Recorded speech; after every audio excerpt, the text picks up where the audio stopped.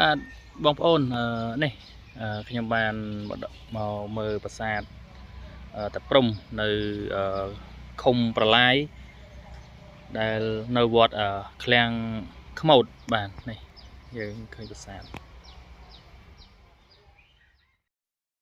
បាទជំរាបសួរពុកម៉ែបងប្អូនទាំងអស់គ្នាបាទថ្ងៃនេះខ្ញុំបានធ្វើដំណើរមកដល់ផ្សារប្រឡាយហើយនៅខាងស្រុកស្ទងហើយខ្ញុំធ្វើដំណើរនេះគឺខ្ញុំនឹងនាំបងប្អូនទៅទស្សនានៅប្រាសាទមួយកន្លែងដែលស្ថិតនៅជិតផ្សារបន្លែបន្តតែម្ដងបាទហើយនេះជាសកម្មភាពរបស់ខ្ញុំដែលខ្ញុំបានធ្វើដំណើរហើយរាល់ពេលដែលខ្ញុំធ្វើវីដេអូនេះគឺដោយសារតែខ្ញុំចង់ចែករំលែកវីដេអូទៅកាន់ពុកម៉ែបងប្អូនទាំងអស់គ្នាបានឃើញអំពីកន្លែងដែលយើងមិនដែលស្គាល់ហើយយើងអាចទៅលេងទស្សនាឬក៏ទៅលេងបានកម្សាន្តបានបាទហើយរាល់ពេលដែលខ្ញុំធ្វើនេះគឺជាការចែករំលែកនៅកន្លែងផ្សេងៗដែលពុកម៉ែបងប្អូនមួយចំនួនដែលគាត់មិនទាន់បានស្គាល់នៅទីកន្លែងបុរាណក៏ដូចជាទីកន្លែងកម្សាន្តផ្សេងៗផងដែរ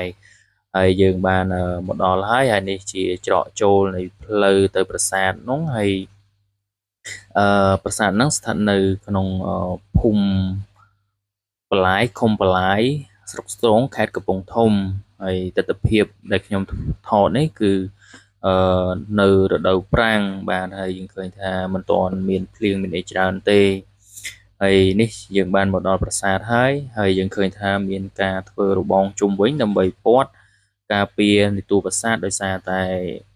នៅតំបន់នោះគេប្រឡែងគោច្រើនជួនកាលគោវាអាចទៅស៊ីឬក៏ទៅជក់អាចនៅកន្លែងប្រាសាទនឹងផ្ទាល់ដែរបាទហើយប្រាសាទនេះតាមដែលខ្ញុំសាកសួរទៅកាន់ពុកម៉ែបងប្អូនដែលគាត់រស់នៅក្នុងតំបន់ហ្នឹងគាត់មិនដឹងថាប្រាសាទនេះកសាងឡើងនៅក្នុងឆ្នាំណាទេហើយប្រាសាទនេះគេតែងតែហៅថាប្រាសាទព្រំបាទព្រោះដោយសារតែប្រាសាទនេះគឺនៅកំពូលគឺមានរាងបើថារូបមុខ4អញ្ចឹងណាបាទហើយខ្ញុំតែងតែសួរបងអ្នកភូមិក៏ដូចជាប្រជាពលរដ្ឋយាយគាត់នៅ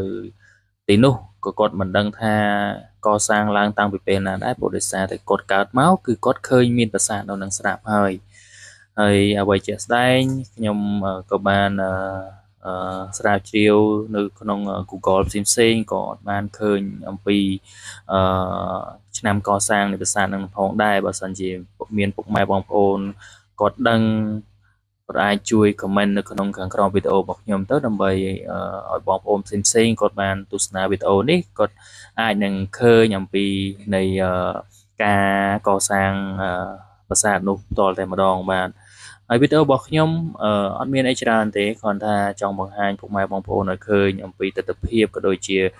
មើលប្រាសាទផ្សេងៗដែលបងប្អូនអាចស្គាល់ក៏ដូចជាទៅទស្សនាកម្សាន្តផងដែរដើម្បីឲ្យឃើញអំពីទស្សនវិជ្ជាជាក់ស្ដែងផងដែរវីដេអូរបស់ខ្ញុំមានតែប៉ុណ្ណឹងហើយជាចុងក្រោយខ្ញុំសូមអរគុណហើយសូមជម្រាប